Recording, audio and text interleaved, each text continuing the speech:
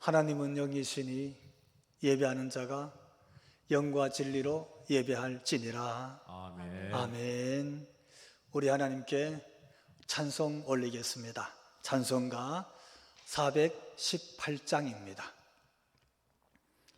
기쁠 때나 슬플 때나 도우시는 사랑의 주, 기쁠 때에 찬양하고 슬플 때 기도합니다. 사랑의 우리 주여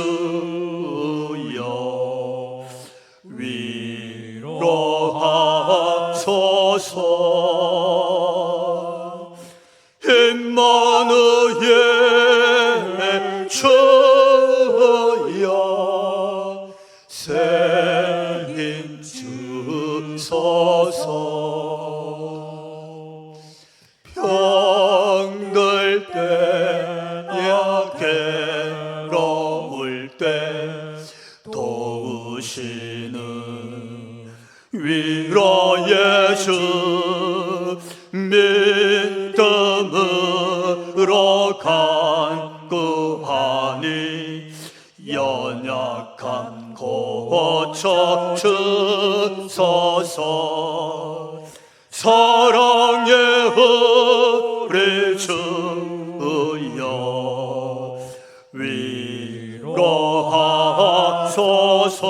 위로하소서. 임마누엘 주여 새 힘 주소서.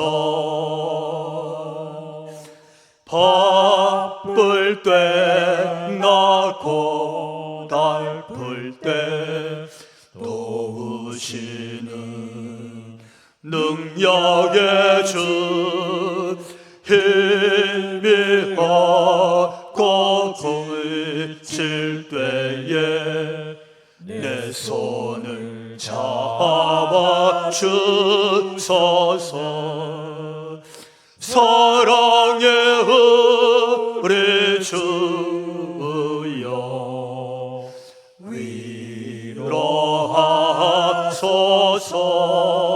위로하소서. 임마누엘 주여 새 힘 주소서. 아멘. 우리 하나님께 사도신경으로 신앙 고백 올리겠습니다. 나는 전능하신 아버지 하나님, 천지의 창조주를 믿습니다. 나는 그의 유일하신 아들 우리 주 예수 그리스도를 믿습니다.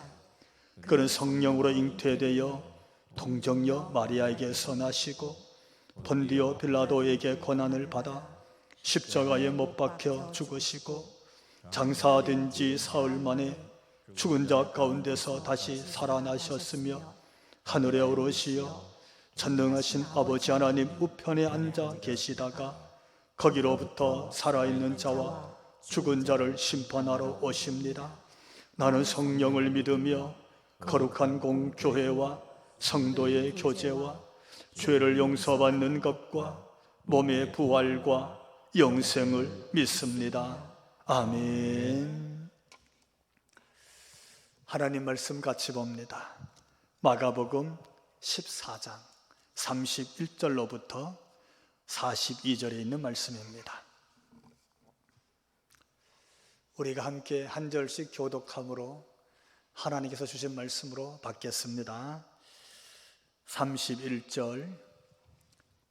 베드로가 힘있게 말하되 내가 주와 함께 죽을지언정 주를 부인하지 않겠나이다 하고 모든 제자도 이와 같이 말하니라. 그들이 겟세마네라 하는 곳에 이르매 예수께서 제자들에게 이르시되 내가 기도할 동안에 너희는 여기 앉아 있으라 하시고 베드로와 야고보와 요한을 데리고 가실새 심히 놀라시며 슬퍼하사 말씀하시되 내 마음이 심히 고민하여 죽게 되었으니 너희는 여기 머물러 깨어 있으라 하시고 조금 나아가사 땅에 엎드려 될 수 있는 대로 이 때가 자기에게서 지나가기를 구하여 이르시되 아빠 아버지여 아버지께는 모든 것이 가능하오니 이 잔을 내게서 옮기시옵소서. 그러나 나의 원대로 마옵시고 아버지의 원대로 하옵소서 하시고 돌아오사 제자들이 자는 것을 보시고 베드로에게 말씀하시되 시몬아 자느냐 내가 1시간도 깨어 있을 수 없더냐. 시험에 들지 않게 깨어 있어 기도하라.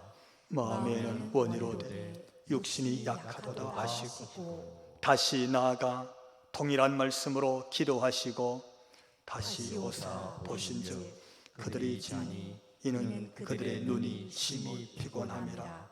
그들이 예수께 무엇으로 대답할 줄을 알지 못하더라. 세 번째 오사 그들에게 이르시되 이제는 자고 쉬라.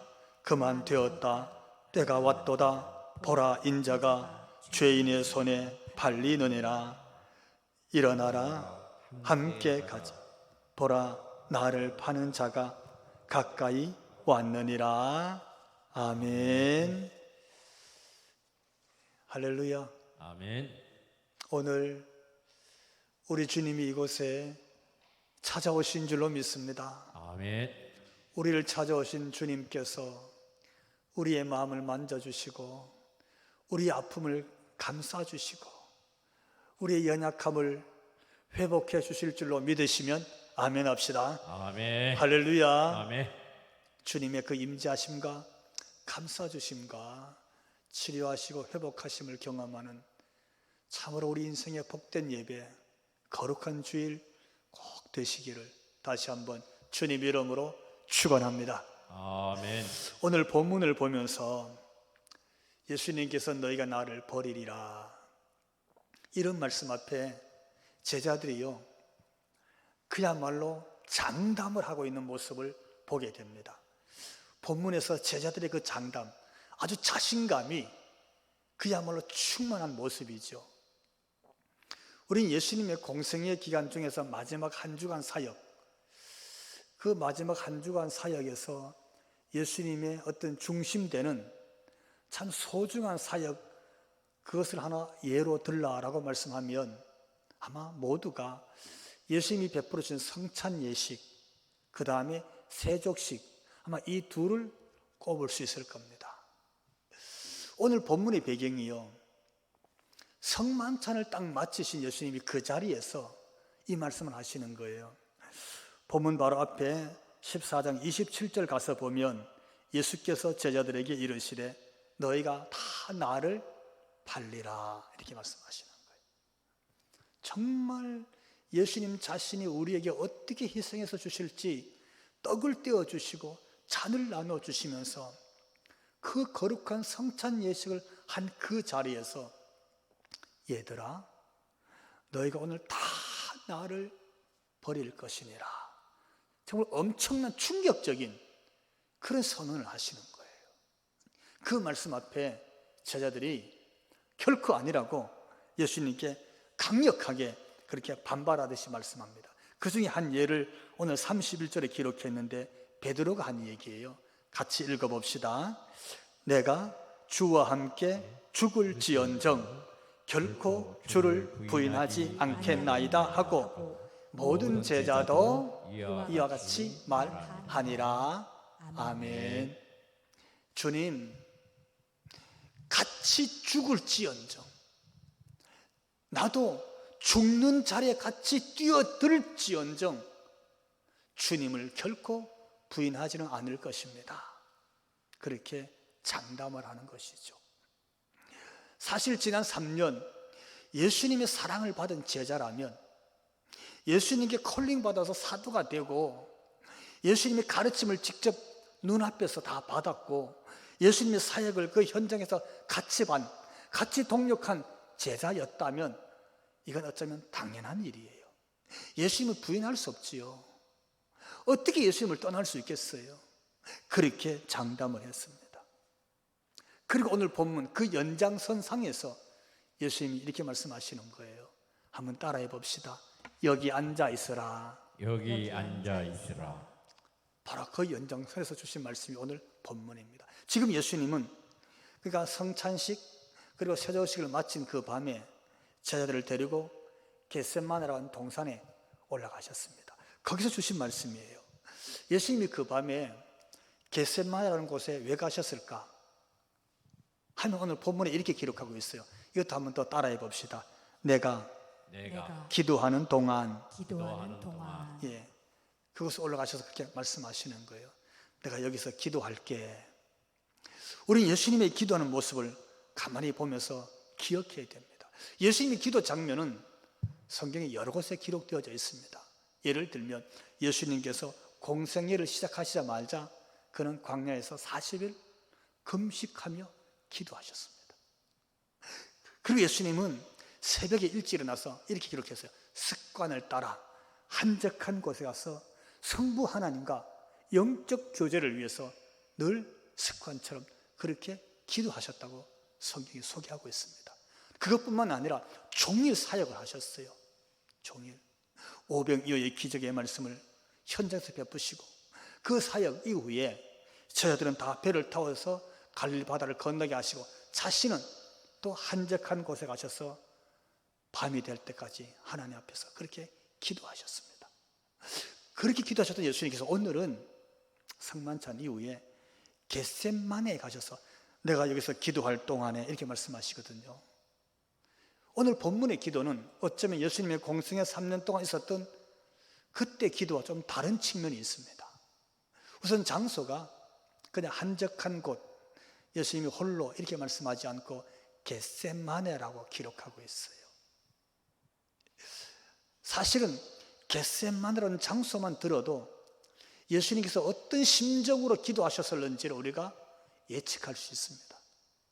왜냐하면 이 겟세마네라는 이 단어, 이 말의 뜻이 뭐냐면요, 기름을 짜내는 틀, 기름 짜는 터, 그런 뜻입니다.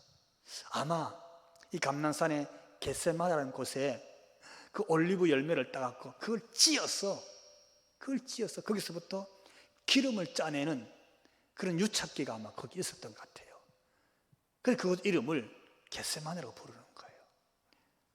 다시 말씀드리면 오늘 이 밤에 예수님의 기도는 심정을 찧어서 마음을 빡고 찧어갖고 거기서 짜내듯 하는 그런 기도의 장소였고 그런 기도의 시간이었구나.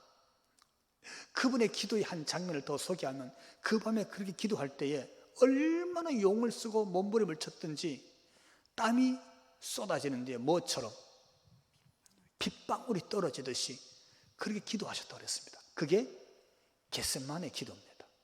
할렐루야. 아멘.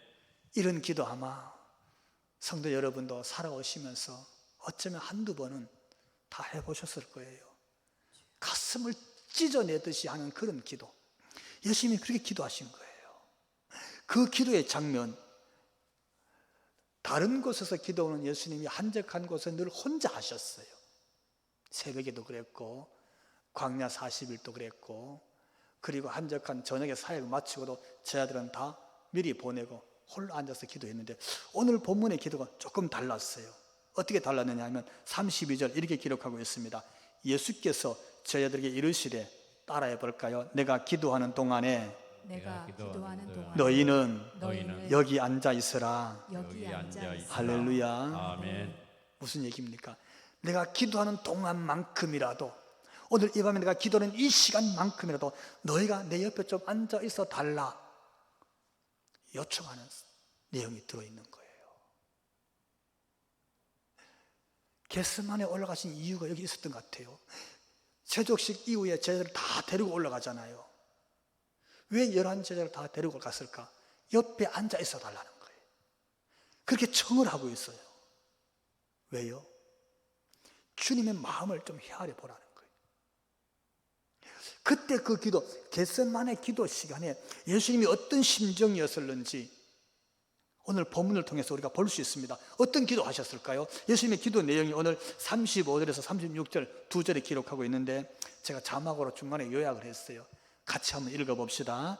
땅에 엎드려 될 수 있는 대로 이때가 자기에게서 지나가기를 구하여 아버지여, 아버지께는 모든 것이 가능하오니 이 잔을 내게서 옮기시옵소서. 아멘. 땅에 엎드렸어요. 이 말은 예수님이 절규하는 모습입니다. 땅에 엎드렸어요. 그리고 기도하기를 이 때가 지나가기를, 지금 이 때가 뭐처럼 꿈같이 지나가기를.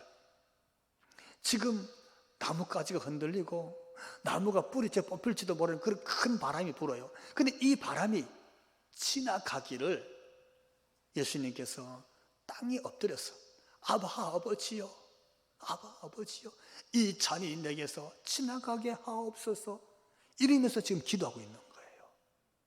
이 기도, 절교는 이 기도가 여기서 지나갈 때까지, 아니 내가 이 기도하는 동안만큼이라도 제자들아 내 옆에 좀 앉아 있어 달라 이러면서 예수님이 청원하셨던 거예요.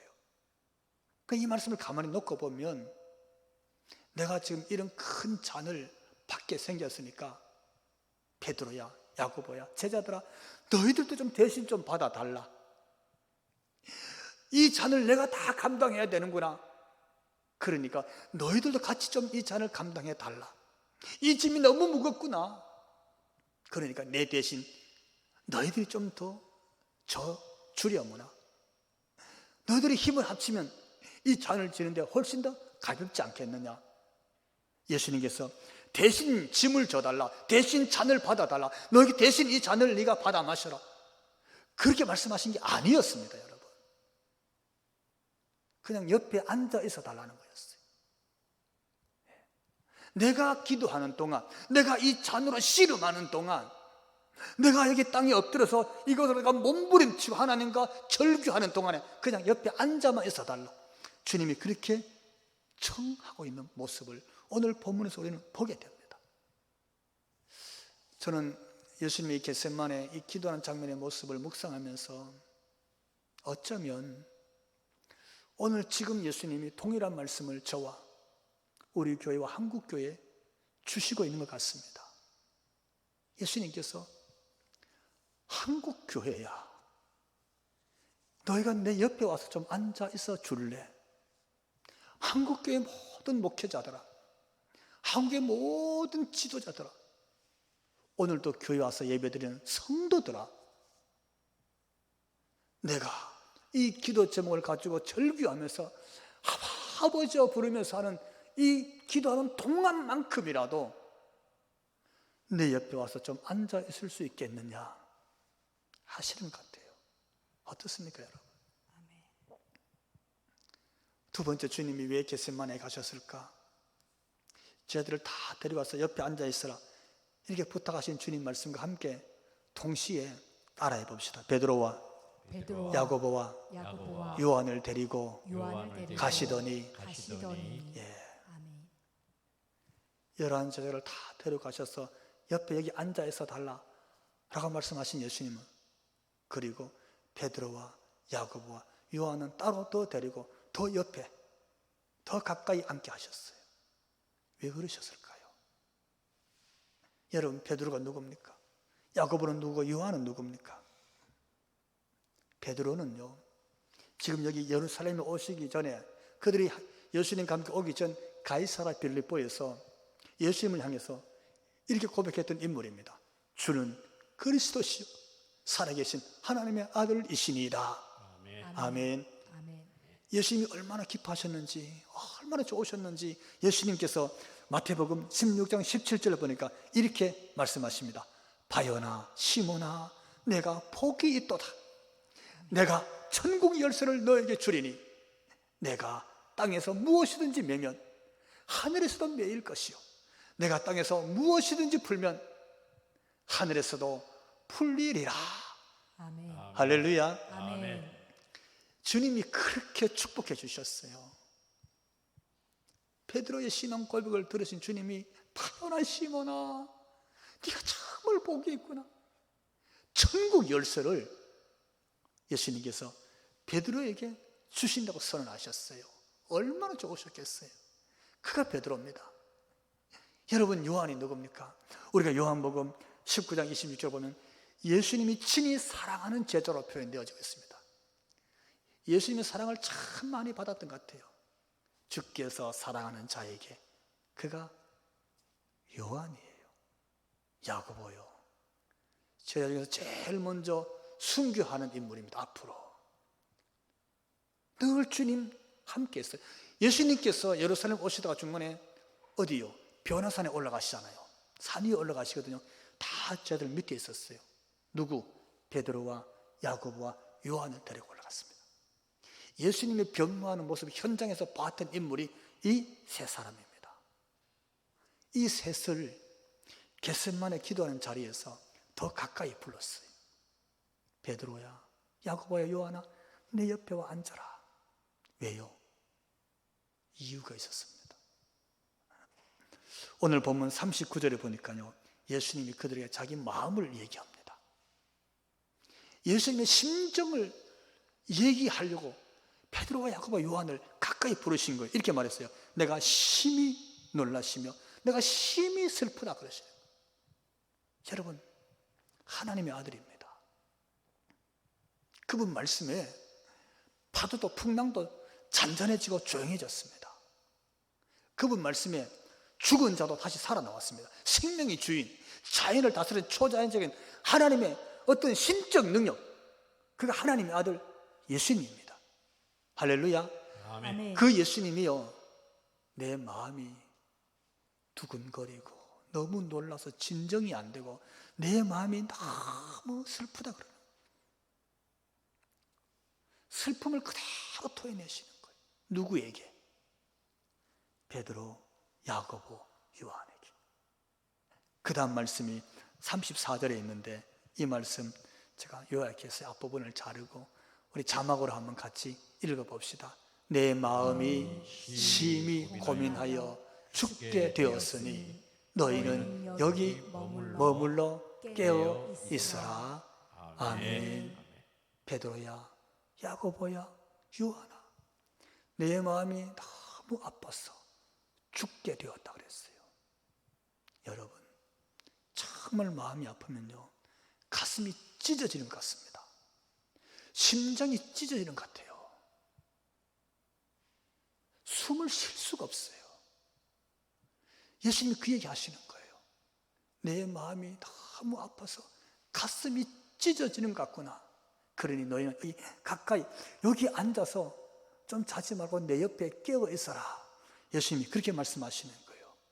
이 말씀하시려고, 그러니까 베드로와 야고보, 요한에게 가슴이 찢어지고 숨이 쉬어지지 않고 심장이 찢어지는 그 고통과 그 슬픔과 그 아픔을 지금 베드로와 야고보, 요한 세 제자에게 나누고 있는 거예요. 이렇게 지금 얘기하고 있어요.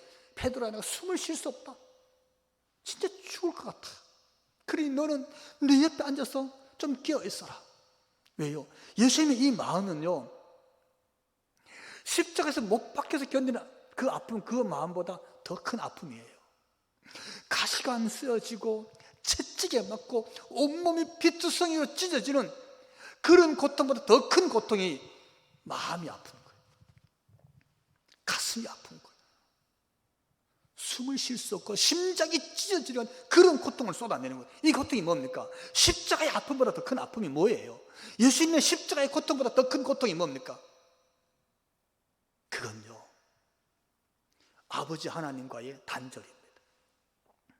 하나님으로부터 멀어지는 거예요. 아버지로부터 떨어져 나가는 거예요. 그래서 그분이 십자가에서 이렇게 말씀하셨어요. 엘리 엘리 나마 사박다니, 나의 하나님 어찌하여 나를 버리셨나이까. 하나님께로부터 버려지는 거죠. 하나님께로부터 멀어지고 단절되는 것.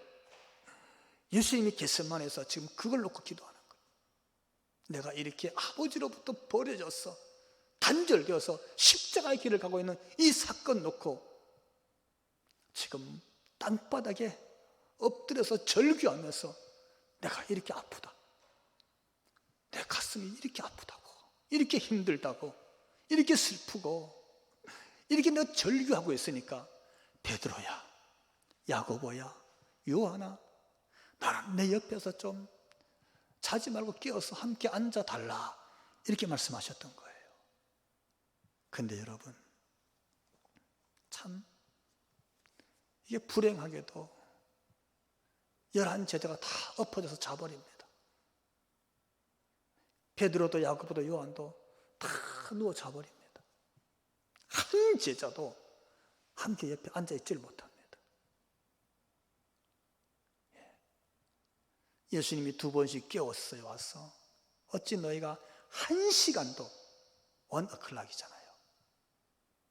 1시간도 나와 함께 옆에 깨어있지 못하느냐, 이렇게 약하냐? 예수님이 그렇게 말씀하시면서 2번씩 깨웠어요. 그런데도 다 자버립니다. 몸이 피곤하기도 했겠지만 사실은 예수님 마음을 못 헤아린 거였어요. 예수님의 그 아픈 마음을 그들은 제대로 깨닫지를 못했어요. 예수님이 기도를 마쳤습니다. 기도를 다 마치고 예수님이 일어났어요. 근데 참 귀한 말씀이 오늘 본문에 또 있습니다. 실망하실 수 있었잖아요. 내가 3년에 가르쳤는데 제자들의 수준이 이것밖에 안 되는구나. 내가 그렇게 간절히 부탁을 하고 내가 변화산까지 같이 올라갔었는데 1시간도 내 마음을 못 헤아리는구나 해서 예수님이 실망할 수 있었을 거예요. 그냥 포기하고 내버려 둘 수도 있었을 거예요. 그런데 예수님이 이렇게 말씀하십니다. 따라해 봅시다. 일어나라. 일어나라. 함께 가자. 함께 가자. 다시 일어나서 같이 가자고 그들이 이렇게 세웁니다. 본문에 그렇게 기록하고 있어요. 왜요? 사실 오늘 본문 예수님의 기도의 내용은 자신의 뜻을 관철시키는 기도가 아닙니다. 다시 말씀드리면 이 잔이 지나가기를 원하는 게 예수님의 기도의 목적이 아니었어요. 내 뜻이 이루어질 때까지 해야지, 자기 뜻을 이루기 위한 목적 지향적인 그런 기도를 오늘 우리가 소개하는 게 아니에요. 뭐냐 하면요, 하나님께 버려질지라도 그것이 하나님의 뜻이라면 아버지, 내 뜻대로 마옵시고 아버지의 원대로 하옵소서. 할렐루야. 아멘. 이게 예수님의 기도였습니다. 하나님의 뜻을 받아들이기 위해서, 아버지의 뜻이 이루어지기 위해서, 그래서 그는 그 밤에 그렇게도 몸부림치면서 그렇게도 절규하면서 제자들이 옆에 같이 앉아서 깨어있기를 그렇게 부탁하면서 그렇게 기도했던 거예요. 그런데 제자들은 아버지의 뜻을 그렇게도 쫓아가고 있는 예수님을 몰랐어요. 눈앞에 예수님이 그렇게 기도하고 있는데도 불구하고 못 깨달았어요. 그런데 그런 제자를 예수님이 일어나자, 함께 가자, 얘들아 가자 하고 다 불러 세우는 거예요. 여러분, 그분이 우리 주님이신 줄 믿으시기 바랍니다. 아멘. 우리가 뭐 뛰어나거나 내가 베드로보다, 내가 야고보나 요한보다 월등해서 재능이 많고 훌륭해서 공로가 많아서 오늘 주님이 우리를 이리 오너라, 내 품에 오너라, 내가 너를 사랑하느니라, 네가 내 교회 와서 나와 함께 예배 드리자, 이래서 우리를 부르신 게 아닙니다. 참 우리가 부족하지요. 연약하고 한계가 너무 많고 주님이 날마다 말씀하시는데 우리는 한쪽으로 듣고 한쪽으로 흘려버리고 그냥 주님 앞에 늘 그냥 잠이나 자는 베드로나 우리나 별반 다를 바가 없었을 거예요. 그런데도 불구하고 주님이 오늘 여기까지 우리를 부르신 줄로 믿습니다. 그러면서 저는 주님 마음을 헤아리면 하나 좀 기억했으면 좋겠어요. 그건요, 주님의 겟세마네 기도에 대한 그 심정, 그 마음을 저는 조금은 알 수 있을 것 같아요. 하나님께로부터 그 절규하는 기도를 하면서 그 밤새 몸부림치면서 베드로야, 야고보야, 요한아, 제자들아, 여기 좀 내 옆에 와서 앉아 있어라. 그냥 자지 말고 1시간만이라도 좀 내 옆에서 깨어 있어 달라 했던 그 예수님의 마음이죠. 그 예수님의 그 청을 좀 알 수 있을 것 같아요. 왜냐하면 저도 그런 적이 있었어요. 사역이 다 무너지고 길이 보이지 않고 캄캄한 동굴 속에 혼자 버려진 것 같은 그런 일들이 있었어요. 옆에 아무도 없어요. 아니, 오히려 믿었던 사람들에게 세상 말로 하면 배신당하는 거죠. 공격을 더 당하는 겁니다. 마치 여러분 지난 여름 흰남노 태풍이 왔잖아요. 아마 태풍 관측 이래 제일 큰 태풍이란 말이 그 해에 있었어요. 그 엄청 태풍 그 비바람이 몰아치는데 막을 길이 없어요. 피할 길이 없어요. 그 엄청난 폭우가 쏟아지는데 그 비를 다 맞을 수밖에 없어요. 여러분, 그때의 그 심정이 겟세마네 땅바닥에 엎드러져 있었던 예수님의 마음으로 느껴져요. 근데 여러분, 그 순간에 그 엄청난 폭우가 쏟아지는데 그 비를 옆에서 앉아서 같이 맞는 사람이 있더라고요. 같이 맞아주는 거예요. 그 태풍이 몰아치는데 같이 그 바람을 맞아줘요.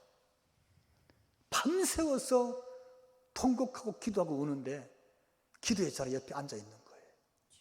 그 새벽에, 아무도 없는 그 새벽에 그 애통이 하는데 그 새벽의 자리에 같이 앉아 있는 거예요. 그냥 앉아 있는 거예요. 그 쏟아지는 눈물 같이 울어주는 거예요. 손을 잡는데 따뜻한 손길이에요. 어깨를 기대게 하는데 얼마나 포근한지 몰라요. 예수님이 옆에 앉아 있으라. 함께 1시간만이라도 깨어있자. 예수님이 내 마음이 이렇게 지금 너무 슬프고 죽을 것 같아. 하나님과의 단절되는 것, 이 찢어지고 버려진다는 그 심정이 이런 것이구나 하셨을 때 주님이 네가 대신 십자가 지라 그렇게 말씀하지 않고 내 옆에 와서 여기 앉아있으라 이렇게 말씀하시는구나. 여러분, 이 말씀 오늘 우리 한국교회가 들어야 될 말씀인 줄로 믿습니다. 예수 믿는 우리가 들어야 될 말씀이에요. 교회 오래 다닌 사람, 목회자가 들어야 되고 교회 장로님들이 들어야 되고 권사님, 안수집사님, 어른들이 들어야 될 말씀이에요. 왜 그렇습니까? 우리에게 주신 말씀이에요. 어쩌면요, 우리 한국교회에 우는 자 옆에 있어야 될 자리가 오히려 웃는 자의 자리가 있고요, 가슴 치는 자 옆에 와서 앉아 있어야 되는데 손을 들고 승리하는 사람 자리가 옆에 서 있는 거예요. 있는 자 옆에 가 있는 거예요. 성공한 사람 옆에서 같이 성공한 것처럼 그렇게 자랑하고 있어요. 그렇지 않습니까? 가진 자 옆에 서 있는 게 교회라면 오늘 예수님 말씀과는 너무나 우리가 동떨어져 있는 거예요. 가슴이 아프다 그러고 숨을 쉴 수 없다 그러고 길을 찾지 못하고 피할 곳이 없어서 그 쏟아지는 야유를 다 받아야 되고 어떻게 살아야 될지 몰라서 변두리로 밀려나서 제일 밑바닥에 떨어져 있는 그런 사람이 오늘 우리 지체 중에 오늘 우리 눈에서 보이는데도 불구하고 외면하는 정도가 아니라 아예 그를 향해서 우리가 야유하거나 손가락질한다면 오늘 예수님 말씀과는 그분이 가르친 진리와는 너무나 동떨어져 있는 거예요.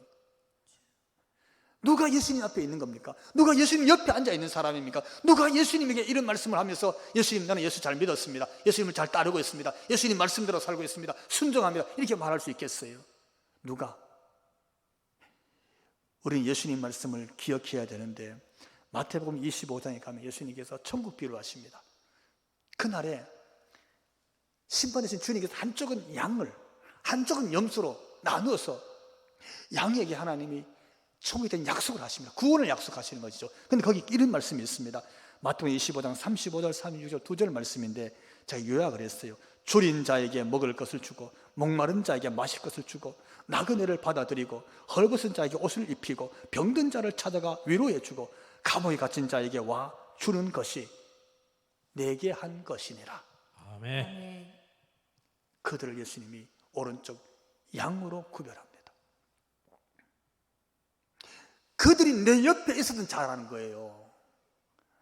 그들이 나와 함께 끼어 있었던 자라는 거예요. 그들이 예수님, 우리가 예수님께 그런 게 한 적이 없었는데요.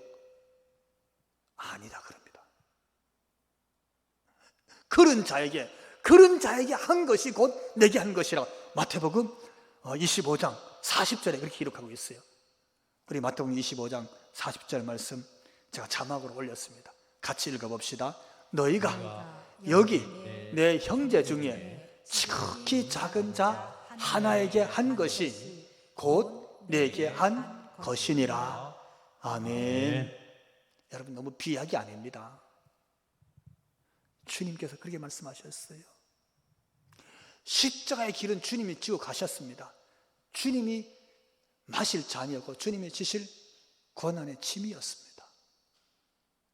그 주님께서 옆에 앉아 있으라고 우리를 부르신 줄로 믿습니다. 아멘. 그 주님께서 오늘 한국교회를 세우신 가장 큰 이유가 있다면 옆에 앉아 있는 거예요.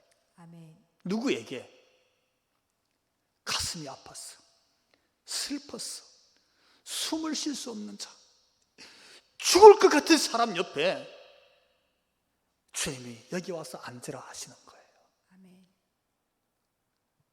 우리가 주님의 이 메시지, 이 심정을 헤아린다면 오늘 저와 여러분, 우리 한국교회 여러분, 우리가 있어야 될 자리는 바로 그런 자리인 줄로 믿고 주님과 함께 그 옆에 앉아 있을 수 있기를 진심으로 주님 이름으로 축원을 드립니다. 아멘. 기도합시다. 주님, 하늘 보좌를 뒤로 하시고 이 땅에 오셨습니다. 하나님의 그 놀라운 뜻을 이루시기 위하여 십자가의 길을 가시는데 하나님과 떨어지는, 하나님으로부터 버림받아야 되는 그 가슴 아픔을 견딜 수가 없었어. 숨을 쉴 수가 없었어. 겟세마네에서 절규하실 때에 사랑하는 제자들을 부르셔서 내 옆에 앉아 있으라. 1시간만이라도 나와 함께 옆에 끼어 있자고 그리 말씀해 주셨습니다. 어쩌면 오늘도 우리 주님은 동일하게 우리에게, 우리 교회와 한국 교회에 이 말씀 주시는 것 같습니다. 지금도 여전히 숨을 쉴 수 없는, 가슴이 아픈, 지금도 쏟아지는 비를 피할 길이 없는, 줄이고 목마르고 헐벗고 나그네 되고 병들어 갇혀있는 그 지체들을 향하여 옆에 있어 주기를 원하시는 주님, 그것이 오늘 예수 믿는 우리가 있어야 될 자리인 줄로 믿습니다. 아멘. 그것이 주님의 말씀인 줄로 믿습니다. 아멘. 주님, 우리로 하여금 주님 계신 그 옆자리에 끼어 함께 앉아 있을 수 있도록 우리를 축복하여 주옵소서. 아멘. 말씀 주신 주님 감사드리옵고 예수님 이름으로 기도하옵나이다. 아멘. 아멘. 우리 하나님께 헌신의 찬양 171장 올려드립니다.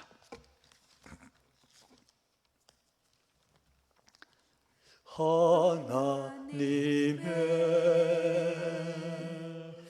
독생자 예수 날 위하여 오시었네. 내 모든 죄 사시려고 십자가 지셨으나 다시 사셨네. 살아계신 주 나의 참된 소망 두려움이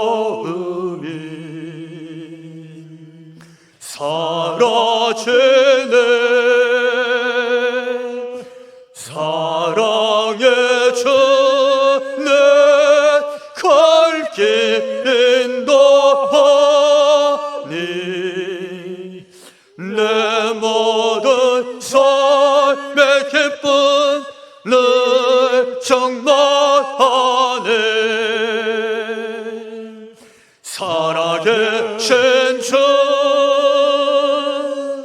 나의 참된 소망 두려움이 사라지네 사랑의 주내 갈길 인도하니 내 모든 삶의 기쁨을 정말하네.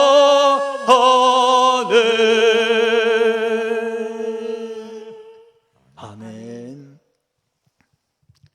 이제는 우리 주 예수 그리스도의 그 크신 은혜와 하나뿐인 독자라도 이 땅에 보내주신 하나님 우리 아버지 그 극진하신 사랑하심과 성령님 감화 감동 충만케 하심이